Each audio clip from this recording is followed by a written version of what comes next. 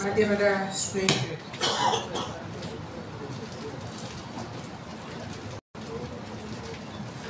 ಪ್ರಧಾನಿ ನರೇಂದ್ರ ಮೋದಿ ಅವರ ನೇತೃತ್ವದ NDA ಸರ್ಕಾರ 11 ವರ್ಷಗಳನ್ನ ಪೂರೈಕೆ ಮಾಡ್ತಾ ಇದೆ. ಸುಮಾರು 13 ವರ್ಷಗಳ ಕಾಲ ಗುಜರಾತಿನ ಮುಖ್ಯಮಂತ್ರಿಯಾಗಿ, 11 ವರ್ಷಗಳ ಕಾಲ ದೇಶದ ಪ್ರಧಾನಿಯಾಗಿ ಇಷ್ಟೊಂದು ಲಾಂಗ್ ಬಹು ವರ್ಷಗಳ ಅನುಭವ ಮತ್ತು ದೇಶದ ಬಗ್ಗೆ ಇರುವಂತ ಕಳಕಳಿ ಇವತ್ತು ದೇಶದಲ್ಲಿ ಹಲವಾರು ಯೋಜನೆಗಳನ್ನ ತರಕ್ಕೆ ಸಾಧ್ಯ ಆಯಿತು.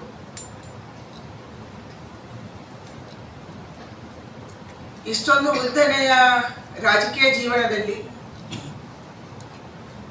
ಮುಖ್ಯಮಂತ್ರಿಯಾಗಿ ಮತ್ತು ದೇಶದ ಪ್ರಧಾನಿಯಾಗಿ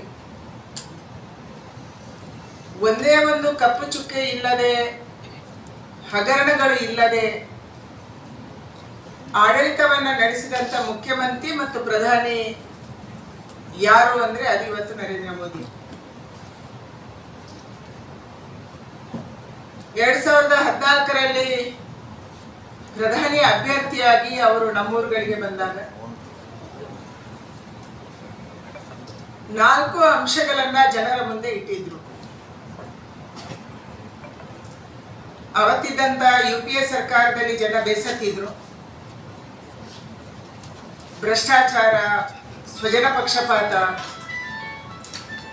ಪ್ರಧಾನಿಗೇನೆ ಗೌರವ ಇಲ್ಲದಿರುವಂಥದ್ದು, ಈ ರೀತಿ ಹಲವಾರು ಸಮಸ್ಯೆಗಳನ್ನ ದೇಶ ಅವತ್ತು ಎದುರಿಸ್ತಾ ಇತ್ತು. ಜನ ಬದಲಾವಣೆ ಬಯಸಿದ್ರು. ನಮ್ಮ ಪ್ರಧಾನಿ ಅಭ್ಯರ್ಥಿಯಾಗಿ ನರೇಂದ್ರ ಮೋದಿ ಅವರು ನಂದೇ ಕ್ಷೇತ್ರ ಚಿಕ್ಕಮಗಳೂರಿಗೆ ಬಂದಾಗ ಅಥವಾ ಬೇರೆ ಬೇರೆ ಭಾಗದಲ್ಲಿ ಇಲ್ಲಿ ಬಂದಾಗ ನಾನು ಬಂದ್ರೆ ಏನ್ ಮಾಡ್ತೀನಿ ಅನ್ನುವಂಥದ್ದನ್ನ ವಿಸ್ತೃತವಾದಂತ 4 ಅಂಶಗಳ ಮೂಲಕ ಜನರ ಮಟ್ಟಿಂದ ಇಟ್ಟಿದ್ರು. ನಂಬರ್ 1, ಈ ದೇಶದ ಗಡಿಗಳ ರಕ್ಷಣೆ ಆಗಬೇಕು. ಸ್ವಾತಂತ್ರ್ಯ ಬಂದ ಮೇಲೆ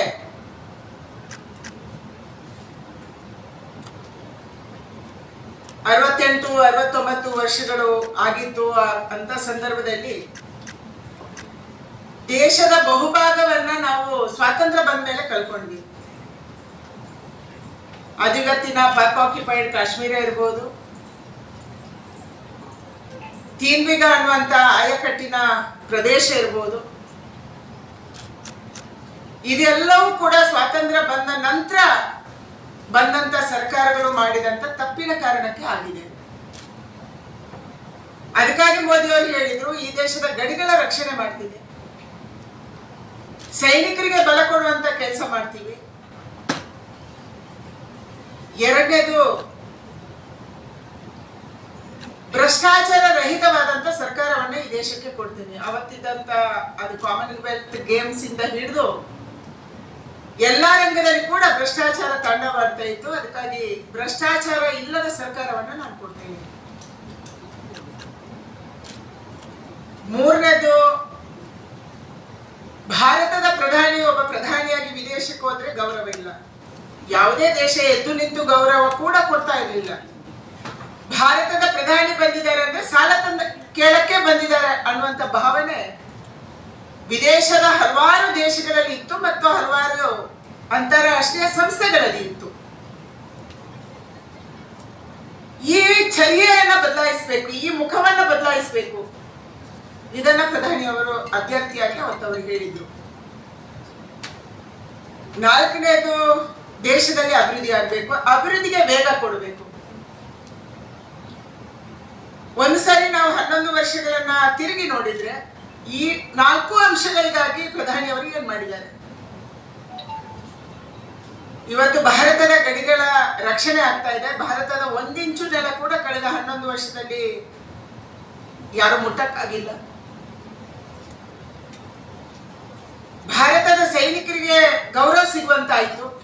ಹಲವಾರು ವರ್ಷಗಳ ಅವರ ಬೇಡಿಕೆ 1 ರ್ಯಾಂಕ್ 1 ಪೆನ್ಷನ್ ಇಂದ ಹಿಡಿದು ಇವತ್ತು ದೇಶದಲ್ಲಿ ಸೈನಿಕರಿಗೆ ಗೌರವ ಸಿಗ್ತಾ ಇದೆ. ಒಂದು ಕಾಲ ಇತ್ತು ಕಾಶ್ಮೀರದಲ್ಲಿ ಸೈನಿಕರಿಗೆ ಕಲ್ಲು ಹೊಡಿತಾ ಇದ್ರು, ಸೈನಿಕರ ಜೀಪ್ ಹೋಗ್ತಾ ಇದ್ರೆ ಅದರಲ್ಲೇ ಹತ್ಕೊಂಡು ಕೂಗ್ತಾ ಇದ್ರು. ನಾವು ಕೆಲವರು ಸೋಷಿಯಲ್ ಮೀಡಿಯಾದಲ್ಲಿ ಇದನ್ನು ನೋಡಿರ್ತೀವಿ. ಆದರೆ ಇವತ್ತು ನಮ್ಮ ಸೈನಿಕರನ್ನ ಒಬ್ಬರು ಮುಟ್ಟಕ್ಕಾಗಲ್ಲ. ಸೈನಿಕರ ಮನೋಸ್ಥೈರ್ಯ ಜಾಸ್ತಿ ಆಯಿತು, ಸೈನಿಕರಿಗೆ ಗೌರವ ಸಿಕ್ತು.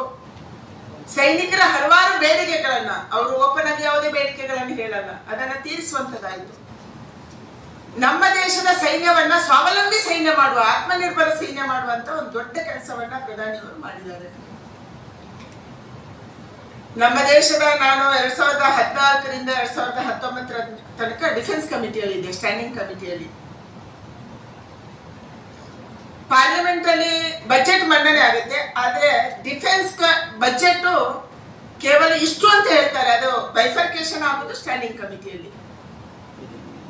ಅವತ್ತು ನಾವು ಸ್ಟ್ಯಾಂಡಿಂಗ್ ಕಮಿಟಿಯಲ್ಲಿ ಅವಲೋಕನ ಮಾಡುವಾಗ ನಮ್ಗೆ ಭಯ ಆಗ್ತಾ ಇತ್ತು, ದೇಶದ ಸೈನಿಕ ವ್ಯವಸ್ಥೆ, ರಕ್ಷಣಾ ವ್ಯವಸ್ಥೆ ಇರಕ್ಕೆ ಸಾಧ್ಯನಾ? ಚಿಕ್ಕ ಪುಟ್ಟ ಮದ್ದು ಗುಂಡುಗಳನ್ನು ಕೂಡ ನಾವು ಹೊರದೇಶಕ್ಕೆ ಅವಲಂಬಿತ ಆಗಿದ್ವಿ, ಅಲ್ಲಿಂದ ತರಿಸ್ಕೊಂತ ಇದ್ವಿ. ಇದು ಸಾಧ್ಯನಾ? ನಿಮ್ಮೆಲ್ಲರಿಗೂ ನೆನಪಿದೆ, ಅಟಲ್ ಬಿಹಾರಿ ವಾಜಪೇಯಿ ಅವರು ಪೋಖ್ರಾನ್ನಲ್ಲಿ ಅಣುಸ್ಫೋಟ ಮಾಡಿದ ಸಂದರ್ಭದಲ್ಲಿ ನಾವು ಅಮೆರಿಕಕ್ಕೆ ತಿಳಿಸಿಲ್ಲ ಅಂತ ಅಮೆರಿಕ ನಮ್ಮ ಮೇಲೆ ಸ್ಯಾಂಕ್ಷನ್ ಹಾಕಿತ್ತು. ಸೂಪರ್ ಕಂಪ್ಯೂಟರ್ ಕೊಡಲ್ಲ ಅಂತ ಅವತ್ತು ಹೇಳಿದ್ರು. ಅಂತ ಸ್ಥಿತಿ ಯಾವತ್ತಾದ್ರೂ ಬಂದ್ರೆ ನಮ್ಮ ಸೈನ್ಯ ಇಲ್ಲಿ ನಿಲ್ಲುತ್ತೆ? ಬರಿ ಕೈಯಲ್ಲಿ ನಿಲ್ಲುವಂತ ಒಂದು ಸ್ಥಿತಿ ಇವತ್ತು ದುಸ್ಥಿತಿ ಇದೆ. ಅದಕ್ಕಾಗಿ ಅದು ಸಬ್ಮೆರಿನ್ ಇರ್ಬೋದು, ಫೈಟರ್ ಜೆಟ್ ಇರ್ಬೋದು, ಯಾವುದೇ ಇಕ್ವಿಪ್ಮೆಂಟ್ ಶಸ್ತ್ರಾಸ್ತ್ರಗಳನ್ನ ಹೊರದೇಶಕ್ಕೆ ತಂದ್ರೇನೆ ಅದು ಪೂರ್ತಿ ಆಗುತ್ತೆ, ಇಲ್ಲಾಂದ್ರೆ ಆಗಲ್ಲ ಅನ್ನುವಂತ ಸ್ಥಿತಿ ಅವತ್ತಿತ್ತು. ಅದಕ್ಕೆ ಯಾವ ಲಾಬಿ ಕೆಲಸ ಮಾಡಿತ್ತು, ಯಾಕಾಗಿ ಹಂಗ್ ಮಾಡಿದ್ರು, ಇದ್ಯಾವುದು ನಮ್ಮ ಅರಿವಿಗಿಲ್ಲ. ಆದ್ರೆ ಆ ಪರಿಸ್ಥಿತಿ ಇತ್ತು. ಪ್ರಧಾನಿ ಒಂದೇ ಮಾತು ಹೇಳಿದ್ರು, ನಾನು ಈ ದೇಶದ ಸೈನ್ಯವನ್ನ ಸ್ವಾವಲಂಬಿ ಮಾಡ್ತೀನಿ.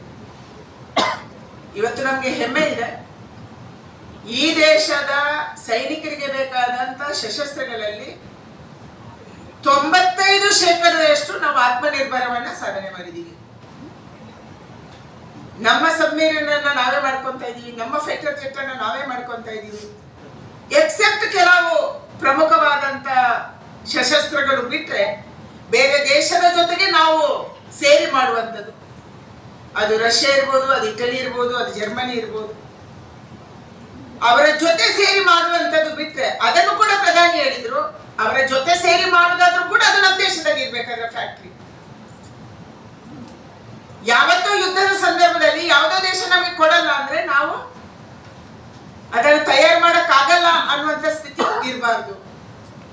ಅದಕ್ಕಾಗಿ ಇವತ್ತು ನಮ್ಮ ದೇಶದ ಸೈನ್ಯವನ್ನ ಸ್ವಾವಲಂಬಿ ಮಾಡುವಂತ, ಅಷ್ಟು ಮಾತ್ರ ಅಲ್ಲ, ಸುಮಾರು 23,662 ಕೋಟಿ ರೂಪಾಯಿಯ ಸಶಸ್ತ್ರಗಳನ್ನ ನಾವು ಹೊರದೇಶಕ್ಕೆ ಎಕ್ಸ್ಪೋರ್ಟ್ ಮಾಡಿದ್ದೀವಿ ಕಳೆದ ವರ್ಷ.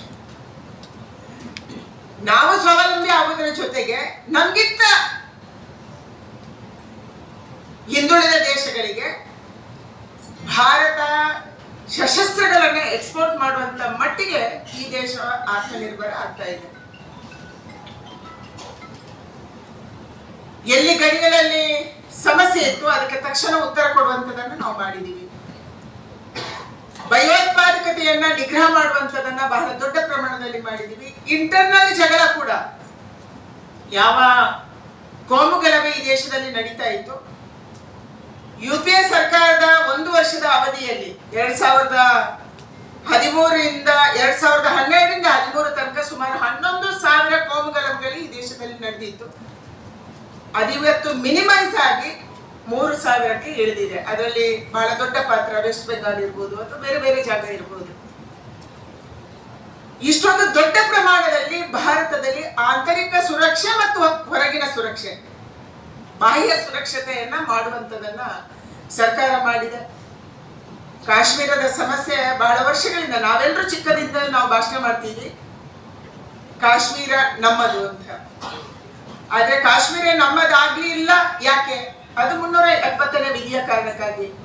ಅದಕ್ಕಾಗಿ ನಮ್ಮ ಪಾರ್ಟಿಯ ಮೊದಲ ಅಧ್ಯಕ್ಷ ಡಾಕ್ಟರ್ ಶ್ಯಾಮ್ ಪ್ರಸಾದ್ ಮುಖರ್ಜಿ ಅವರು ಕತ್ರಾಕ್ಕೆ ಹೋಗಿ ಹೋರಾಟವನ್ನ ಮಾಡಿ ಅಲ್ಲಿ ಅರೆಸ್ಟ್ ಆಗಿ, ಕತ್ರಾ ಅಂದ್ರೆ ಗಡಿ ಜಿಲ್ಲೆ, ಕಾಶ್ಮೀರದ ಗಡಿ ಜಿಲ್ಲೆ. 1 ತಿಂಗಳಲ್ಲೇ ಅವರು ನಿಗೂಢವಾಗಿ ಅವರ ಸಾವಾಯಿತು ಜೈಲಲ್ಲಿ. ಆದ್ರೆ ಅವರ ಇಚ್ಛೆ ಇದ್ದಿದ್ದು ಒಂದೇ, ಏಕ ದೇಶ ಮೇ ದೋ ನಿಶಾನ್ ದೋ ಪ್ರಧಾನ್ ದೋ ವಿಧಾನ್ ನೈ ಚಲೇಗ ಅಂತ ಹೇಳಿ. ಅದನ್ನ ಸಾಕಾರ ಮಾಡಿದಂತ ಒಂದು ದೊಡ್ಡ ಕೀರ್ತಿ ಇವತ್ತು ನರೇಂದ್ರ ಮೋದಿ ಅವರು ಮತ್ತು ಅಮಿತ್ ಶಾ ಅವರಿಗೆ ಸಲ್ಲುತ್ತೆ. 370ನೇ ವಿಧಿ ಮತ್ತು 335ಗೆ ರದ್ದು ಮಾಡಿದ್ವಿ. ಯಾವ ಸೈನಿಕರಿಗೆ ಅಲ್ಲಿ ಅವಮಾನ ಆಗ್ತಾ ಇತ್ತು ಅದು ನಿಂತೋಯ್ತು. ಮೊನ್ನೆಯ ಪೆಹಲ್ಗಾಂವ್ ಘಟನೆ ನಡೆದಿದೆ, ಆದರೆ ಅದಕ್ಕೆ ತಕ್ಕ ಉತ್ತರವನ್ನು ಕೂಡ ಕೊಡುವಂಥದ್ದು. ಮತ್ತು ಯಾವುದು ನಾವಿವತ್ತು ವೈಷ್ಣೋದೇವಿ ಹೋಗ್ಲಿ ಅಥವಾ ಅಮರನಾಥ ಹೋಗ್ಲಿ, ಯಾವುದೇ ದೇವಸ್ಥಾನಕ್ಕೆ ಹೋದ್ರೆ ಕೂಡ ವಾಪಸ್ ಬರುವಾಗ ಕಲ್ಲು ಬೀಲಿಲ್ಲ ಅನ್ನುವಂಥ ಪರಿಸ್ಥಿತಿ ಇರಲಿಲ್ಲ. ಆ ಸಂದರ್ಭದಲ್ಲಿ 370ನೇ ವಿಧಿ ರದ್ದಾಗುವುದಕ್ಕೆ ಮೊದಲು ನಮ್ಮ ಫ್ಲೈಟ್ಗೆ ನಾವು ಟೈಮ್ಗೆ ತಲುಪ್ತೀವಿ ಅನ್ನುವಂಥ ಸ್ಥಿತಿ ಕಾಶ್ಮೀರದಲ್ಲಿ ಇರಲಿಲ್ಲ. ಶ್ರೀನಗರ ಏರ್ಪೋರ್ಟ್ಗೆ ಬರಕ್ಕೆ ಆಗ್ತಾ ಇರಲಿಲ್ಲ. ಮಧ್ಯದಲ್ಲಿ 10 ಬಾರಿ ಸ್ಟೋನ್ ಸೈಟಿಂಗ್ ಆಗ್ತಾ ಇತ್ತು. ಆದರೆ ಇವತ್ತು ಆ ಪರಿಸ್ಥಿತಿ ಕಾಶ್ಮೀರದಲ್ಲಿ ಇಲ್ಲ. ಕಾಶ್ಮೀರ ನಮ್ಮದಾಗಿದೆ, ನಮ್ಮ ತಾಯಿಯ ಮುಕುಟ ನಮ್ಮದಾಗಿದೆ. ಎರಡನೇದು, ವಿದೇಶದಲ್ಲಿ ನಮ್ಮ ಪರಿಸ್ಥಿತಿ ಏನಿತ್ತು. ಮನಮೋಹನ್ ಸಿಂಗ್ ಹೋದಾಗ ಯಾರು ಎದ್ದು ನಿಂತು ಗೌರವ ಕೊಡ್ತಾ ಇರಲಿಲ್ಲ. ನಮ್ಮ ದೇಶದಲ್ಲಿ ನಾವು ಬಿಜೆಪಿ ಕಾಂಗ್ರೆಸ್, ಆದ್ರೆ ಹೊರ ದೇಶಕ್ಕೆ ಹೋದಾಗ ಅವರು ನಮ್ಮ ಪ್ರಧಾನಿ. ಮನಮೋಹನ್ ಸಿಂಗ್ ಹೋದಾಗ ಅವರು ಕಾಂಗ್ರೆಸ್ಸಿನ ಪ್ರಧಾನಿ ಅಲ್ಲ, ಅವರು ದೇಶದ ಪ್ರಧಾನಿ. ಅವರಿಗೆ ಅಲ್ಲಿ ಅವಮಾನ ಆದ್ರೆ ಭಾರತಕ್ಕೆ ಆಗುವಂತ ಅವಮಾನ. ದುಃಖ ಆಗ್ತಿತ್ತು ನಮ್ಗೆ. ಅಂತಾರಾಷ್ಟ್ರೀಯ ವೇದಿಕೆಗಳಲ್ಲಿ ಭಾರತ ನಗಣ್ಯ ಅನ್ನುವಂಥ ಸ್ಥಿತಿ ಏನಿತ್ತು, ದುಃಖ ಆಗ್ತಾ ಇತ್ತು. ಆದ್ರೆ ಇವತ್ತು ಭಾರತದ ಪ್ರಧಾನಿ ಯಾವುದೇ ದೇಶಕ್ಕೆ ಇದ್ರೆ ಕೂಡ ಕೆಂಪು ಹಾಸಿನ ಸ್ವಾಗತ ಸಿಗ್ತಾ ಇದೆ. ಮತ್ತು ಭಾರತದ ಪ್ರಧಾನಿ ಏನು ಮಾತಾಡ್ತಾರೆ ಅನ್ನುವಂಥದ್ದನ್ನ ಜಗತ್ತು ನೋಡ್ತಾ ಇದೆ. ಉಕ್ರೇನ್ ಮತ್ತು ರಷ್ಯಾದ ಯುದ್ಧದ ಸಂದರ್ಭದಲ್ಲಿ ಅಷ್ಟೇ ಯಾವುದೇ ಪ್ರಧಾನಿ ಆ 2 ಪ್ರಧಾನಿಗಳಿಗೆ ಒಟ್ಟಿಗೆ ಮಾತಾಡಿಲ್ಲ. ಆದ್ರೆ ನಮ್ಮ ಪ್ರಧಾನಿ ನಮ್ಮ ದೇಶದ 23,000 ವಿದ್ಯಾರ್ಥಿಗಳನ್ನ ವಾಪಸ್ ತರೋದಕ್ಕೆ ಇಬ್ಬರನ್ನು ಕೂಡ 1 ಗಂಟೆ ಅಂತರದಲ್ಲಿ ಮಾತಾಡುವಂತ ತಾಕತ್ತು ಅದು ಯಾರಿಗಾದ್ರೂ ಇದ್ರೆ ಅದು ನಮ್ಮ ಪ್ರಧಾನಿಗಿತ್ತು. ಅದು ನಮ್ಮ ದೇಶದ ಗೌರವ. ಯಾಕಂದ್ರೆ ವಿದೇಶದಲ್ಲಿ ಅವರು ಬಿಜೆಪಿಯ ನರೇಂದ್ರ ಮೋದಿ ಅಲ್ಲ, ವಿದೇಶದಲ್ಲಿ ಅವರು ಭಾರತದ ಪ್ರಧಾನಿ. ಅವರಿಗೆ ಸಿಗುವಂತ ಗೌರವ ಅಂತಂದ್ರೆ ಅದು ಭಾರತಕ್ಕೆ ಸಿಗುವಂತ ಗೌರವ. ಈ ರೀತಿಯ ಒಂದು ಗೌರವ ಇವತ್ತು ವಿದೇಶದಲ್ಲಿ ಭಾರತಕ್ಕೆ ಸಿಗ್ತಾ ಇದೆ. ಹಿಂದೆ ಮಾಡಿರುವಂತಹ ಸಾಲಗಳನ್ನ ವಾಪಸ್ ಕೊಡುವಂತದನ್ನ ಭಾರತ ಆರಂಭ ಮಾಡಿದೆ. ಬಹಳ ದೊಡ್ಡ ಪ್ರಮಾಣದಲ್ಲಿ FDI ಭಾರತಕ್ಕೆ ಬರ್ತಾ ಇದೆ. ವಿದೇಶದಿಂದ ಇನ್ವೆಸ್ಟ್ ಮಾಡುವವರು ಭಾರತಕ್ಕೆ ಬರ್ತಾ ಇದ್ದಾರೆ.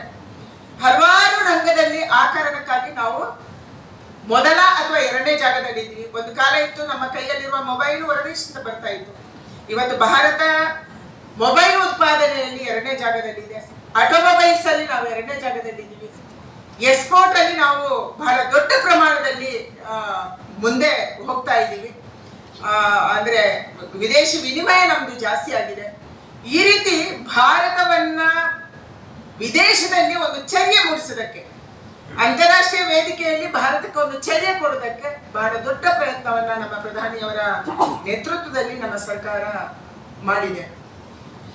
3ನೇದು, ನಾನು ಆಗಾಗಲೇ ಹೇಳಿದೆ, ಭ್ರಷ್ಟಾಚಾರ ರಹಿತವಾದಂತ ಸರ್ಕಾರ. ಇವತ್ತಿನ ತನಕ ಭಾರತದ ಪ್ರಧಾನಿ ಅಥವಾ ಅವರ ಮಂತ್ರಿಗಳ ಮೇಲೆ ಒಂದೇ ಒಂದು ಭ್ರಷ್ಟಾಚಾರದ ಆರೋಪ ಕೂಡ ನಮ್ಮ ದೇಶದಲ್ಲಿ ಇವತ್ತಿನ ತನಕ ಇಲ್ಲ. 4ನೇದು, ಅಭಿವೃದ್ಧಿ ಕೆಲಸ. ಇದು ಬಹಳ ದೊಡ್ಡ ಪ್ರಮಾಣದಲ್ಲಿ ನಿಮಗೆ ಸೋಷಿಯಲ್ ಮೀಡಿಯಾದಲ್ಲಿ ಎವ್ರಿಡೇ ನಮ್ಮ ಮೊನ್ನೆ ಕಳೆದ 1 ವಾರದಲ್ಲಿ ನೀವು ಪದೇ ಪದೇ ಇದನ್ನು ನೋಡ್ತಾನೆ ಇದ್ದೀರಿ. ಅಭಿವೃದ್ಧಿಗೆ ಒಂದು ವೇಗ ಕೊಡುವಂತ, ಪ್ರತಿಯೊಂದು ರಾಜ್ಯಕ್ಕೆ ಕೂಡ ಗೌರವ ಕೊಡುವಂತ ಪ್ರಧಾನಿ ಅವರು ಯಾವಾಗಲೂ ಹೇಳ್ತಾ ಇರ್ತಾರೆ. ಅಭಿವೃದ್ಧಿ ಅಂದ್ರೆ ಕೇವಲ ಒಂದು ರಾಜ್ಯದ ಅಭಿವೃದ್ಧಿ ಅಲ್ಲ, ಒಂದು ಕ್ಷೇತ್ರದ ಅಭಿವೃದ್ಧಿನೇ ಅಲ್ಲ. ಅಭಿವೃದ್ಧಿ ಅಂದ್ರೆ ಅದು ಸರ್ವತೋಮುಖ ಅಭಿವೃದ್ಧಿ ಆಗ್ಬೇಕು. ದೇಶ 2047ಕ್ಕೆ ವಿಕಸಿತ ಭಾರತ ಆಗ್ಬೇಕು ಅಂತಂದ್ರೆ ಆ ವಿಕಸಿತ ಭಾರತದಲ್ಲಿ ಯಾವುದೋ ರಾಜ್ಯ ಬಿಟ್ಟು ಹೋದ್ರೆ ಅದು ವೀಕ್ ಕೊಂಡಿ ಆಗುತ್ತೆ. ಒಂದು ಚೈನ್ ಬಲವಾಗಿರ್ಬೇಕು ಅಂತಂದ್ರೆ ಒಂದು ವೀಕ್ ಕೊಂಡಿ ಇದ್ರೂ ಕೂಡ ಅದು ಬಲ ಆಗಕ್ಕೆ ಸಾಧ್ಯ ಇಲ್ಲ. ಅದಕ್ಕಾಗಿ ಪಕ್ಷ ಯಾವುದೇ ಇರ್ಬೋದು. ಇವತ್ತು ಕೇರಳದಲ್ಲಿ ನಮ್ಮ MLA ಇಲ್ಲ, ಒಬ್ಬ MP ಅಪರೂಪಕ್ಕೆ ಗೆದ್ದಿದ್ದಾರೆ. ತಮಿಳುನಾಡಲ್ಲಿ ನಾವು ವೀಕ್ ಇದ್ದೀವಿ, ಅಥವಾ ವೆಸ್ಟ್ ಬೆಂಗಾಲ್ ಇರ್ಬೋದು, ಅಥವಾ ನಾರ್ತ್ ಈಸ್ಟ್ ಸ್ಟೇಟ್ ಇರ್ಬೋದು, ನಾವು ಇಲ್ಲದೆ ಇರ್ಬೋದು. ಆದ್ರೆ ಆ ರಾಜ್ಯ ಒಟ್ಟಿಗೆ ಸರ್ವತೋಮುಖ ಅಭಿವೃದ್ಧಿ ಆಗಿಲ್ಲ ಅಂದ್ರೆ ಭಾರತ ಗಟ್ಟಿ ಆಗಕ್ಕೆ ಸಾಧ್ಯ ಇಲ್ಲ. ಅದಕ್ಕಾಗಿ 2047ರ ವಿಕಸಿತ ಭಾರತಕ್ಕೆ ಪ್ರತಿಯೊಂದು ರಾಜ್ಯದಲ್ಲಿ ಪ್ರತಿಯೊಂದು ಕ್ಷೇತ್ರ ಕೂಡ ಅಭಿವೃದ್ಧಿ ಅಭಿವೃದ್ಧಿ ಆಗಬೇಕು. ಈ ದೃಷ್ಟಿಯಿಂದ ಯಾವುದೇ ರೀತಿಯ ಭೇದ ಭಾವವನ್ನು ನಾನು ಮಾಡಲ್ಲ. ಎಲ್ಲ ರಾಜ್ಯಗಳಿಗೆ ಕೂಡ ಸರಿಯಾದ ಹಣವನ್ನ ಸರಿಯಾದ ಟೈಮಲ್ಲಿ ಕೊಡುವಂಥದ್ದು, ಫಂಡ್ ಅನ್ನ ಡೆವಲ್ಯೂಷನ್ ಮಾಡುವಂಥದ್ದು, ಇದನ್ನ ಮಾಡಬೇಕು ಅನ್ನುವಂಥ ದಿಕ್ಕಿನಲ್ಲಿ ಇವತ್ತು ಪ್ರಧಾನಿಯವರು ಕೆಲಸ ಮಾಡ್ತಾ ಇದ್ದಾರೆ. ನಮ್ಮ NH ಹೇಗಿತ್ತು ಮೊದಲು, ಇವತ್ತೆಷ್ಟು ಅಭಿವೃದ್ಧಿ ಆಗ್ತಾ ಇದೆ, ಅಂಕಿಅಂಶಗಳನ್ನು ಬೇಕಾದ್ರೆ ನಾನು ಆಮೇಲೆ ಕೊಡ್ತೀನಿ. ಬಹಳ ದೊಡ್ಡ ಪ್ರಮಾಣದಲ್ಲಿ ವೇಗದಲ್ಲಿ ಭಾರತದಲ್ಲಿ NH ಆಗ್ತಾ ಇದೆ. ಹಿಂದೆ ನಮ್ಮ ರೈಲ್ವೆ ಸ್ಟೇಷನ್ ಹೇಗಿತ್ತು, ಇವತ್ತೇಗಿದೆ. ಹಿಂದೆ ನಮ್ಮ ರೈಲು ಹೇಗಿತ್ತು, ಇವತ್ತೇಗಿದೆ. ನಮ್ಮ ರೈಲು ಅಂತಂದ್ರೆ ಅದು ವಾಸನೆ, ಹಳೆ ಡಬ್ಬ, ಜಿರಳೆಗಳು, ತಿಗಣೆಗಳು ಇದು ಇತ್ತು. ಆದ್ರೆ ಇವತ್ತು ಒಂದೇ ಭಾರತ್ ಅಂತ ಟ್ರೈನ್ ಅನ್ನು ಕೂಡ ಭಾರತದಲ್ಲಿ ಕೊಡಬಹುದು ಅನ್ನುವಂಥ ಸ್ಥಿತಿ ಬಂದಿದೆ. ಇವತ್ತು ದೇಶದ ಹಲವಾರು ಜಾಗಗಳಲ್ಲಿ ಸುಮಾರು 400 ಟ್ರೈನ್ಗೆ ನಮ್ಮ ಆರ್ಡರ್ ಇದೆ. ಆದರೆ 142 ಜಾಗಗಳಲ್ಲಿ ಒಂದು ಊರಿಂದ ಇನ್ನೊಂದು ಊರಿಗೆ ಒಂದೇ ಭಾರತ್ ಅಂತ ಟ್ರೈನ್ ಹೋಗ್ತಾ ಇದೆ. ಅತ್ಯಂತ ಸ್ಪೀಡಾಗಿ ಹೋಗ್ತಾ ಇದೆ. ನಮ್ಮ ರೈಲ್ವೆ ಲೈನ್ಗಳನ್ನ ಡಬ್ಲಿಂಗ್ ಮಾಡುವಂಥದ್ದು ಮಾಡಿದ್ವಿ. ನಮ್ಮ ರೈಲ್ವೆ ಲೈನ್ ಅನ್ನ ಎಲೆಕ್ಟ್ರಿಫಿಕೇಶನ್, ವಿದ್ಯುದೀಕರಣ ಮಾಡುವಂಥದ್ದು ಮಾಡಿದ್ವಿ. ಎಲೆಕ್ಟ್ರಿಫಿಕೇಶನ್ಗೆ ನಾವು ಹೆಚ್ಚು ಆದ್ಯತೆ ಕೊಟ್ವಿ. ಇದರಿಂದ ಸ್ಪೀಡ್ ಜಾಸ್ತಿ ಮಾಡೋದಕ್ಕೆ ಆಯಿತು. ಅದರ ಜೊತೆಗೆ ಪೊಲ್ಯೂಷನ್ ಅನ್ನು ನಾವು ಕಡಿಮೆ ಮಾಡಿದ್ವಿ. ರೈಲಿಗೆ ಒಂದು ದೊಡ್ಡ ವೇಗ ಸಿಕ್ತು. ರೈಲು ಬಜೆಟ್ ಸಪರೇಟ್ ಮಂಡನೆ ಮಾಡೋದು ಕ್ಯಾನ್ಸಲ್ ಆಯಿತು. ಆದರೆ ಆ ರೈಲಿಗೆ ವೇಗ ಕೊಡುವಂಥದ್ದನ್ನ ಮತ್ತು ಅದನ್ನು ಸ್ವಚ್ಛತೆ ಮಾಡುವಂಥದ್ದನ್ನ ದೇಶ ಮಾಡ್ತು. ಹಿಂದೆ ನಮ್ಮ ದೇಶದಲ್ಲಿ 72 ಒಟ್ಟು 69-70 ವರ್ಷಗಳಲ್ಲಿ 74 ಏರ್ಪೋರ್ಟ್ಗಳಿದ್ವು. ಇವತ್ತು ಅದು 162 ಏರ್ಪೋರ್ಟ್ ಆಗಿದೆ.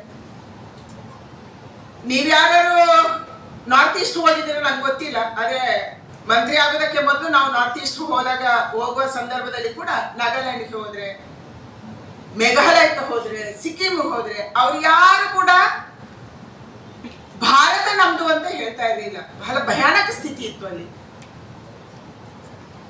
ಯು ಕೇಮ್ ಫ್ರಮ್ ಇಂಡಿಯಾ ಅಂತ ಹೇಳ್ತಾ ಇದ್ರು, ಯು ಕೇಮ್ ಫ್ರಮ್ ಡೆಲ್ಲಿ ಅಂತ ಹೇಳ್ತಾ ಇದ್ರು. ಅಂದ್ರೆ ನೀವು ಭಾರತದಿಂದ ಬಂದಿದ್ದೀರಿ, ನಾವಲ್ಲ ಅಂತ. ಆ ಸ್ಥಿತಿ ನಾರ್ತ್ ಈಸ್ಟಿನ 7 ರಾಜ್ಯಗಳಲ್ಲಿ ಇತ್ತು. ಯಾಕಿತ್ತು? ಅವರಿಗೆ ರೇಷನ್ ಕಾರ್ಡ್ ಹೋಗಿರ್ಲಿಲ್ಲ, ಅವರಿಗೆ ರಸ್ತೆ ಇರಲಿಲ್ಲ, ಅವರಿಗೆ ಸ್ಕೂಲ್ ಇರಲಿಲ್ಲ, ಅವರಿಗೆ ಏರ್ಪೋರ್ಟ್ ಇಲ್ಲ, ಅವರಿಗೆ ರೈಲ್ವೆ ಇಲ್ಲ, ಕನೆಕ್ಟಿವಿಟಿ ಇಲ್ಲ, ಇನ್ಫ್ರಾಸ್ಟ್ರಕ್ಚರ್ ಇಲ್ಲ, ಅಭಿವೃದ್ಧಿ ಕೆಲಸಗಳಿಲ್ಲ, ಸಾಮಾಜಿಕ ಭದ್ರತಾ ಯೋಜನೆ ಇಲ್ಲ. ಅದಕ್ಕಾಗಿ ಅವರಿಗೆ ಅನ್ನಿಸ್ತು ಡೆಲ್ಲಿಯಿಂದ ನಮ್ಗೇನು ಆಗಲ್ಲ, ನಾವು ನಮ್ಮಷ್ಟಿಗೆ ಹೋರಾಟ ಮಾಡಬೇಕು, ನಮ್ಮಷ್ಟಿಗೆ ದುಡಿಬೇಕು, ನಾವೇ ಕಾಡಿಗೆ ಹೋಗಿ ಏನೋ ಸಂಗ್ರಹ ಮಾಡಬೇಕು, ನಾವು ಬದುಕಬೇಕು. ಈ ಸ್ಥಿತಿ ಅಲ್ಲಿ ಇತ್ತು. ಅಷ್ಟೇ ದೊಡ್ಡ ಪ್ರಮಾಣದ ಇನ್ಫಿಲ್ಟ್ರೇಷನ್ ಆಗ್ತಾ ಇತ್ತು ಬಾಂಗ್ಲಾದಿಂದ, ಮ್ಯಾನ್ಮಾರಿಂದ, ಬೇರೆ ಬೇರೆ ಕಡೆಯಿಂದ. ಅದಕ್ಕಾಗಿ ಅವರಿಗೆ ನಮ್ಗೆ ಭದ್ರತೆ ಇಲ್ಲ ಅಂತ ಅವರಿಗೆ ಅನ್ನಿಸ್ತಾ ಇತ್ತು. ಆದ್ರೆ ಇವತ್ತು ಭಾರತ ಸರ್ಕಾರ ಎಲ್ಲಾ ರಾಜ್ಯಗಳಿಗೆ ಕೂಡ ರೈಲ್ವೆ ಕನೆಕ್ಟಿವಿಟಿ ಮಾಡ್ತಾ ಇದೆ. ಎಲ್ಲಾ ರಾಜ್ಯದಲ್ಲಿ ಕೂಡ ಏರ್ಪೋರ್ಟ್ ಆಗಿದೆ.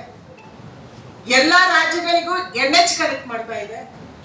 ಹಳ್ಳಿಯ ರಸ್ತೆಗಳನ್ನ PMGSY ಮತ್ತು ಬೇರೆ ಬೇರೆ ರಸ್ತೆಗಳನ್ನು ಮಾಡ್ತಾ ಇದೆ. ಎಲ್ಲರಿಗೂ ರೇಷನ್ ಕಾರ್ಡ್ ಕೊಟ್ಟಿದೆ. ಎಲ್ಲರಿಗೂ ಭದ್ರತೆ ಕೊಡುವಂತ ಒಂದು ದೊಡ್ಡ ಕೆಲಸ ಆಗ್ತಾ ಇದೆ. ಬೇರೆ ಬೇರೆ ಕಾರಣಕ್ಕೆ ಇವತ್ತು ಕೆಲವು ರಾಜ್ಯದಲ್ಲಿ, ಮಣಿಪುರ ಅಂತ ರಾಜ್ಯದಲ್ಲಿ ಅಶಾಂತಿ ಇರಬಹುದು. ಇದಕ್ಕೆ ಹಲವಾರು ಆಂಗಲ್ಗಳು ಕೂಡ ಇದಾವೆ. ಆದ್ರೆ ಒಟ್ಟಾರೆ ನಾರ್ತ್ ಈಸ್ಟ್ ಭಾರತದ ಜೊತೆಗಿದೆ ಅನ್ನುವಂಥ ಸ್ಥಿತಿ ಇದೆ. ಯಾಕಂದ್ರೆ ನಮ್ಮಂತ ಎಲ್ಲಾ ಮಂತ್ರಿಗಳು ಕೂಡ ಕಂಪಲ್ಸರಿಯಾಗಿ 1 ತಿಂಗಳಿಗೆ 1 ಬಾರಿ 1 ಜಿಲ್ಲೆಗೆ ಹೋಗ್ಲೇಬೇಕು, ರಿವ್ಯೂ ಮೀಟಿಂಗ್ ತಗೋಬೇಕು. ಹೇಗೆ ಇಲ್ಲಿ MP ಗಳು ದಿಶಾ ಮೀಟಿಂಗ್ ಮಾಡ್ತಾರೆ, ಅದೇ ರೀತಿ ನಾವು ಕಂಪಲ್ಸರಿ ಅಲ್ಲಿ ಹೋಗ್ಬೇಕು. ಅಂದ್ರೆ ಭಾರತ ಸರ್ಕಾರ ನಮ್ಮ ಜೊತೆಗೆ ಇದೆ ಅನ್ನುವಂಥದ್ದು ಆಗ್ಬೇಕು. ವೇಕೆನ್ಸಿ ಇರುವಂತ ಪೋಸ್ಟ್ಗಳನ್ನ ತುಂಬ್ತಾ ಇದ್ದೀವಿ. ಈ ರೀತಿ ಕಾಶ್ಮೀರ ಮತ್ತು ನಾರ್ತ್ ಈಸ್ಟ್ ಯಾವುದು ನಮ್ಮ ಭಾರತಕ್ಕೆ ವೀಕ್ ಜಾಗ ಅಂತಿತ್ತು, ವೀಕ್ ಪ್ರದೇಶ ಅಂತಿತ್ತು, ಇದನ್ನು ಗಟ್ಟಿ ಮಾಡುವಂತ ನಿಟ್ಟಿನಲ್ಲಿ ಅಭಿವೃದ್ಧಿ ಕೆಲಸದ ಮೂಲಕ ಅಲ್ಲಿ ವಿಸ್ತಾರ ಮಾಡುವಂಥದ್ದನ್ನ ಕೇಂದ್ರ ಸರ್ಕಾರ ಮಾಡಿದೆ. ನಮ್ಮ ದೇಶದಲ್ಲಿ ಮೊದಲೆಷ್ಟು ಮೆಡಿಕಲ್ ಕಾಲೇಜ್ಗಳಿದ್ವು, ಇವತ್ತೆಷ್ಟಾಗಿದೆ. ಅಂಕಿಅಂಶ ಜಾಸ್ತಿ ಹೇಳಕ್ ಹೋಗಲ್ಲ, ಆದ್ರೂ ಮೆಡಿಕಲ್ ಕಾಲೇಜಿದೊಂದು ಖಂಡಿತ ಹೇಳೇ ಹೇಳ್ತೀನಿ. ಯಾಕಂದ್ರೆ ಬಹಳ ದೊಡ್ಡ ಪ್ರಮಾಣದಲ್ಲಿ ನಮ್ಮ ಸ್ಟೂಡೆಂಟ್ಗೆ ಇವತ್ತು ಅಭಿವೃದ್ಧಿ ಮಾಡುವಂಥದ್ದು, ಕೆಲಸ ಕೊಡುವಂಥದ್ದು ಆಗ್ತಾ ಇದೆ. ಹಿಂದೆ ನಮ್ಮ ದೇಶದಲ್ಲಿ ಮೆಡಿಕಲ್ ಕಾಲೇಜು 2014 ತನಕ 387 ಇತ್ತು. ಇವತ್ತು 780 ಆಗಿದೆ. ಅಲೋಪತಿ ಕಾಲೇಜು, ಡೆಂಟಲ್ ಕಾಲೇಜು ಇವತ್ತು 323 ಆಗಿದೆ. ಆಯುಷ್ ಕಾಲೇಜು 942 ಆಗಿದೆ. ಇದೇ ಪ್ರಮಾಣದಲ್ಲಿ MBBS ಸೀಟು ಮತ್ತು ಮೆಡಿಕಲ್ ಸೀಟು MD ಸೀಟ್ಗಳನ್ನು ಕೂಡ ನಾವು ಜಾಸ್ತಿ ಮಾಡಿದ್ವಿ. ಬಹಳ ದೊಡ್ಡ ಪ್ರಮಾಣದಲ್ಲಿ ಯೂನಿವರ್ಸಿಟಿಗಳನ್ನ ಇವತ್ತು ಯೂನಿವರ್ಸಿಟಿ ಕೂಡ ಮೊದಲು 723 ಯೂನಿವರ್ಸಿಟಿ ದೇಶದಲ್ಲಿ ಇತ್ತು. ಇವತ್ತು 1213 ಯೂನಿವರ್ಸಿಟಿಗಳು ಹೊಸದಾಗಿ ದೇಶದಲ್ಲಿ ಆಗಿದೆ. ಅಂದ್ರೆ ಶಿಕ್ಷಣಕ್ಕೆ ಆದ್ಯತೆ ಕೊಟ್ಟಿದ್ದೀವಿ, ಇನ್ಫ್ರಾಸ್ಟ್ರಕ್ಚರ್ಗೆ ನಾವು ಆದ್ಯತೆ ಕೊಟ್ಟಿದ್ದೀವಿ, ಮೆಡಿಕಲ್ಗೆ ಆದ್ಯತೆ ಕೊಟ್ಟಿದ್ದೀವಿ. ಸುಮಾರು 16,000 ಜನೌಷಧಿ ಕೇಂದ್ರಗಳು ದೇಶದಲ್ಲಿ ಕೆಲಸ ಮಾಡ್ತಾ ಇದ್ದಾವೆ. ಬೆಡ್ಗಳ ಸಂಖ್ಯೆ, ಕೋವಿಡ್ ನಮಗೆ ದೊಡ್ಡ ಪಾಠವನ್ನು ಕಲಿಸ್ತು. ನಿಮಗೆಲ್ಲ ಗೊತ್ತಿದೆ ಕೋವಿಡ್ ಅಲ್ಲಿ ದೇಶ ಎಷ್ಟು ತೊಂದರೆಯನ್ನು ಪಡ್ತು, ಎಷ್ಟು ನಮ್ಗೆ ಆತಂಕ ಇತ್ತು. ನಮಗೆ ಮಾಸ್ಕ್ ಅಂದ್ರೆ ಏನು ಅಂತ ಗೊತ್ತಿರಲಿಲ್ಲ. ಗ್ಲೌಸ್ ಆಗೋದು ಡಾಕ್ಟರ್ಸ್ ಬಿಟ್ಟರೆ ಬೇರೆಯವರು ಹಾಕ್ತಾ ಇರಲಿಲ್ಲ, ಮಾಸ್ಕ್ ಡಾಕ್ಟರ್ಸ್ ಬಿಟ್ಟರೆ ಬೇರೆಯವರು ಹಾಕ್ತಾ ಇರಲಿಲ್ಲ, ವೆಂಟಿಲೇಟರ್ಸ್ ಇರಲಿಲ್ಲ, ಆಕ್ಸಿಜನ್ ಇರಲಿಲ್ಲ. ನಮ್ಮ ಹಲವಾರು ಸರ್ಕಾರಿ ಆಸ್ಪತ್ರೆಗಳಲ್ಲಿ ಆಕ್ಸಿಜನ್ ಇರಲಿಲ್ಲ. ಆಕ್ಸಿಜನ್ ಇತ್ತು, ಸಿಲಿಂಡರ್ ಅಲ್ಲಿ ಬರ್ತಾ ಇತ್ತು ಅಗತ್ಯವಿದ್ರೆ, ಇಲ್ಲಾಂದ್ರೆ ಪ್ಲಾಂಟ್ ಇರಲಿಲ್ಲ. ಇದೆಲ್ಲವೂ ಕೂಡ ಕೋವಿಡಿನ ಸಂದರ್ಭದಲ್ಲಿ ನಾವು ಎಲ್ಲ ಆಸ್ಪತ್ರೆ, ದೇಶದ ಇಡೀ ಆಸ್ಪತ್ರೆ ವ್ಯವಸ್ಥೆಯನ್ನ ಅಪ್ಗ್ರೇಡೇಷನ್ ಮಾಡುವಂತದನ್ನ ಮಾಡಿದ್ವಿ. ಇವತ್ತು ಎಲ್ಲ ಸರ್ಕಾರಿ ಆಸ್ಪತ್ರೆಗಳಲ್ಲಿ ಆಕ್ಸಿಜನ್ ಪ್ಲಾಂಟ್ ಇದೆ, ವೆಂಟಿಲೇಟರ್ಸ್ ಇದೆ. ಯಾವುದೇ ಪರಿಸ್ಥಿತಿಯನ್ನು ಎದುರಿಸಕ್ಕೆ ಕೂಡ ಭಾರತ ತಯಾರಾಗಿ ಇವತ್ತು ನಿಂತಿದೆ. ಕಡಿಮೆ ದರದಲ್ಲಿ ಜನೌಷಧಿ ಕೇಂದ್ರದಲ್ಲಿ ಮೆಡಿಸಿನ್ ಸಿಗ್ತಾ ಇದೆ. 100 ರೂಪಾಯಿ ಹೊರಗಡೆ ಇದ್ರೆ ಇಲ್ಲಿ 15 ರೂಪಾಯಿ 20 ರೂಪಾಯಿಗೆ ಮೆಡಿಸಿನ್ ಸಿಗುತ್ತೆ. ಆಯುಷ್ಮಾನ್ ಅಲ್ಲಿ ಬಹಳ ದೊಡ್ಡ ಪ್ರಮಾಣದ ಜನ, ಸುಮಾರು 13 ಕೋಟಿಯಷ್ಟು ಜನ ಆಯುಷ್ಮಾನ್ ಯೋಜನೆಯಲ್ಲಿ 5 ಲಕ್ಷ ತನಕದ ಟ್ರೀಟ್ಮೆಂಟ್ ಅನ್ನ ತಗೊಂಡಿದ್ದಾರೆ. ಗ್ಯಾಸ್ ಇಲ್ಲದವ್ರಿಗೆ ಗ್ಯಾಸ್ ಕೊಟ್ಟಿದ್ದೀವಿ, ಶೌಚಾಲಯ ಇಲ್ಲ ಶೌಚಾಲಯ ಕೊಟ್ಟಿದ್ದೀವಿ, ಮನೆಗಳ ಕೆಲಸ ನಡೀತಿದೆ ಗ್ರಾಮೀಣ ಮತ್ತು ನಗರದಲ್ಲಿ. ಸಿಟಿಗಳಲ್ಲಿ 2 ಟೈರ್ 3 ಟೈರ್ ಸಿಟಿಗಳನ್ನು ಅಭಿವೃದ್ಧಿ ಮಾಡುವಂಥದ್ದು ಮಾಡ್ತಾ ಇದ್ದೀವಿ. ಈ ರೀತಿ ಇಡೀ ಒಂದು ಅಭಿವೃದ್ಧಿಯ ವ್ಯವಸ್ಥೆಗೆ ವೇಗ ಕೊಡುವಂಥದ್ದನ್ನ ಮೋದಿ ಸರ್ಕಾರ ಮಾಡಿದೆ. ಅದರ ಜೊತೆಗೆ ಇವತ್ತು ಭಾರತದ ಇಕಾನಮಿ ಇದು ಪ್ರಪಂಚದಲ್ಲೇ 5ನೇದು ಅಂತ ಹೇಳ್ತೀವಿ, ನಾವು 4ನೇ ಹತ್ರ ಬಂದಿದ್ದೀವಿ. ಮೋದಿಯವರ ಟಾರ್ಗೆಟ್ ಇರುವಂಥದ್ದು ಆದಷ್ಟು ಬೇಗನೆ ನಾವು ವರ್ಲ್ಡಿನ 3rd ಎಕಾನಮಿ ಆಗಬೇಕು, ಅಷ್ಟು ಬಲಯುತವಾದಂಥ ಎಕಾನಮಿಯನ್ನು ನಾವು ಮಾಡಬೇಕು ಅನ್ನುವಂಥ ದೃಷ್ಟಿಯಿಂದ ಕೇಂದ್ರ ಸರ್ಕಾರ ಕೆಲಸವನ್ನ ಮಾಡ್ತಾ ಇದೆ. ಹಲವಾರು ಹೊಸದನ್ನು ಯೋಚನೆ ಮಾಡೋದನ್ನು ನಾವು ಮಾಡಿದ್ವಿ. ನಿಮ್ಗೆಲ್ಲರಿಗೂ ಗೊತ್ತಿದೆ, ಎಂಜಿನಿಯರಿಂಗ್ ವಂಡರ್ಸ್ ದೇಶದಲ್ಲಾಗಿದೆ. ನಂಬರ್ 1 ಚೀನಾಬ್ ನದಿಗೆ ಕಟ್ಟಿರುವಂತ ಸೇತುವೆ ಇದು ಎಂಜಿನಿಯರಿಂಗ್ ವಂಡರ್, ಎಂಜಿನಿಯರಿಂಗಿನ ಅದ್ಭುತ. ಅದು ವಿಶೇಷವಾದಂಥ ರೀತಿಯಲ್ಲಿ ಆ ಒಂದು ಬ್ರಿಡ್ಜ್ ಅನ್ನ ತಯಾರು ಮಾಡ್ತು. ಪಂಬನ್ ಸೇತುವೆ ರಾಮೇಶ್ವರದ ಐಲ್ಯಾಂಡ್ ಅನ್ನ ರಾಮೇಶ್ವರದ ಜೊತೆಗೆ ಮೈನ್ ಲ್ಯಾಂಡ್ ಜೊತೆಗೆ ಜೋಡಿಸುವಂತ ಪಂಬನ್ ಸೇತುವೆ, ಇದು ಎಂಜಿನಿಯರಿಂಗ್ ವಂಡರ್. ಹಡಗು ಹೋಗಕ್ಕೆ ಕೂಡ ಇದರಲ್ಲಿ ಸಹಕಾರ, ಹಡಗು ಬಂದಾಗ ಅದು ಓಪನ್ ಆಗುತ್ತೆ, ಬಾಕಿ ಟೈಮಲ್ಲಿ ಟ್ರೈನ್ ಓಡಾಡುತ್ತೆ ಅಂತ ಒಂದು ವಂಡರ್ ಅನ್ನ, ಎಂಜಿನಿಯರಿಂಗ್ ವಂಡರ್ ಅನ್ನ ಈ ದೇಶ ಮಾಡಿದೆ. ಯೂನಿಟಿ ಸ್ಟ್ಯಾಚ್ಯೂ, ಸರ್ದಾರ್ ವಲ್ಲಭಾಯ್ ಪಟೇಲ್ ಅವರ ಅತ್ಯಂತ ದೊಡ್ಡ ಸ್ಟ್ಯಾಚ್ಯೂ, ಇದು ಇಂಜಿನಿಯರಿಂಗ್ ವಂಡರ್. ಡಿಜಿಟಲ್ ಟೆಕ್ನಾಲಜಿಯಲ್ಲಿ ಮುಂದೆ ಹೋಗ್ತಾ ಇದ್ವಿ. ಹಲವಾರು ದೇಶಗಳು ಇವತ್ತು ನಮ್ಮ ಪ್ರತಿಯೊಂದು ಇಲಾಖೆಯಲ್ಲಿ ಕೂಡ ಬಂದು ಅಧ್ಯಯನ ಮಾಡ್ತಿದ್ದಾರೆ. ಇದನ್ನು ಡಿಜಿಟಲೈಸ್ ನೀವು ಹೇಗೆ ಮಾಡಿದ್ರಿ? ಡಿಜಿಟಲ್ ಟೆಕ್ನಾಲಜಿಯಲ್ಲಿ ನಾವು ಮುಂದೆ ಹೋಗ್ತಾ ಇದ್ದೀವಿ, ಆಟೋಮೊಬೈಲ್ಸ್ ಅಲ್ಲಿ ನಾವು ಮುಂದೆ ಹೋಗ್ತಾ ಇದ್ದೀವಿ. ಈ ರೀತಿ ಪ್ರತಿಯೊಂದು ಹಂತದಲ್ಲಿ ಕೂಡ ಭಾರತ ಬಹಳ ಪ್ರಗತಿಯನ್ನು ಸಾಧಿಸುವಂತ ದಿಕ್ಕಿನಲ್ಲಿ. ಮತ್ತೆ 2047ಕ್ಕೆ ಪ್ರಧಾನಿ ಯಾವಾಗಲೂ ಹೇಳ್ತಾರೆ, ನಮ್ಮ ಪ್ರತಿಯೊಂದು ಮೀಟಿಂಗ್ ಅಲ್ಲಿ ಹೇಳ್ತಾರೆ, ಭಾರತ ವಿಕಸಿತ ಭಾರತ ಆಗೇ ಆಗುತ್ತೆ, ಭಾರತ ಪ್ರಪಂಚದ 2nd or 3rd ಎಕಾನಮಿ ಆಗೇ ಆಗುತ್ತೆ. ಇದಕ್ಕಾಗಿ ಪ್ರತಿಯೊಬ್ಬ ಭಾರತೀಯನ ಅಗತ್ಯ ಇದೆ. ಯಾರೋ ಒಬ್ಬನಿಂದ ಇದು ಸಾಧ್ಯ ಆಯಿತು, ಒಬ್ಬ ಪ್ರಧಾನಿ, ಒಬ್ಬ ಮುಖ್ಯಮಂತ್ರಿ ಅಥವಾ ಮಂತ್ರಿಗಳು ಅಥವಾ MP ಅಥವಾ MLA ಇಂದ ಅಲ್ಲ. ಈ ದೇಶದ 140 ಕೋಟಿ ಜನರ ಪಾತ್ರ ಕೂಡ ಇದರಲ್ಲಿ ಇದೆ. ಎಲ್ಲರೂ ಪ್ರಯತ್ನ ಪಟ್ಟು ಅವರವರ ಕರ್ತವ್ಯವನ್ನ ಅವರು ಚೆನ್ನಾಗಿ ಮಾಡಿದ್ರೆ, ಪ್ರಾಮಾಣಿಕವಾಗಿ ಮಾಡಿದ್ರೆ ದೇಶವನ್ನ 2047ಕ್ಕೆ ವಿಕಸಿತ ಭಾರತ ಮಾಡಕ್ಕೆ ಸಾಧ್ಯ ಅನ್ನುವಂಥದ್ದನ್ನ ಪ್ರಧಾನಿ ಯಾವಾಗಲೂ ಹೇಳ್ತಾ ಇರ್ತಾರೆ. ಅದು ಸಾಧ್ಯ ಇದೆ ಅನ್ನುವಂಥ ಅದನ್ನು ಕೂಡ ಕಳೆದ 10-11 ವರ್ಷಗಳ ಅಭಿವೃದ್ಧಿ ಕೆಲಸದಲ್ಲಿ ಭಾರತ ತೋರಿಸಿಕೊಟ್ಟಿದೆ.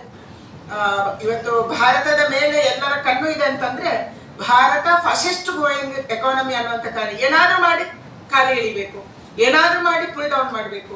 ಈ ಕಾರಣಕ್ಕಾಗಿ ಇವತ್ತು ಯಾವುದೋ ಒಂದು ದೇಶ ನಮ್ಮ ಜೊತೆ ಫ್ರೆಂಡ್ಶಿಪ್ ಇದ್ದೇ ಇರುತ್ತೆ ದೇಶದ ಜೊತೆ.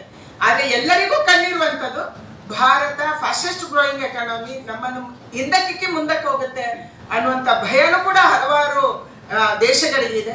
ಅಂತ ದೊಡ್ಡ ಪ್ರಮಾಣದಲ್ಲಿ ಭಾರತ ಸರ್ಕಾರ ಇವತ್ತು ಪ್ರತಿಯೊಂದು ಇಲಾಖೆಯ ರಿವ್ಯೂ ಅನ್ನ ನಮ್ಮ ಪ್ರಧಾನಿಗಳು ಪ್ರತಿ ವಾರ ಮಾಡ್ತಾ ಇದ್ದಾರೆ. ಸ್ವತಃ ಅವರೇ ಮಾಡ್ತಾರೆ, ನಾವು ಮಂತ್ರಿಗಳಿದ್ರು ಕೂಡ ಅವರೇ ಮಾಡ್ತಾರೆ. ಇವತ್ತು ನನ್ನ ಇಲಾಖೆ ಮುಖ್ಯವಾಗಿ ಇನ್ನೊಂದು ನಾವು ಹೇಳಿದ್ವಿ, ಎಲ್ಲರೊಂದು ಪ್ರಶ್ನೆ ಕೇಳ್ತಾ ಇದ್ರು, ಮಂದಿರವಲ್ಲೇ ಕಟ್ಟುವೆವು ಅಂತ ಹೇಳ್ತಾ ಇದ್ರಪ್ಪ, ಏನಾಯ್ತು ಅಂತ ಹೇಳಿ, ಇಟ್ಟಿಗೆ ತಗೊಂಡೋದನ್ನ ಏನ್ ಮಾಡಿದ್ರಿ ಅಂತ ಕೇಳ್ತಾ ಇದ್ರು.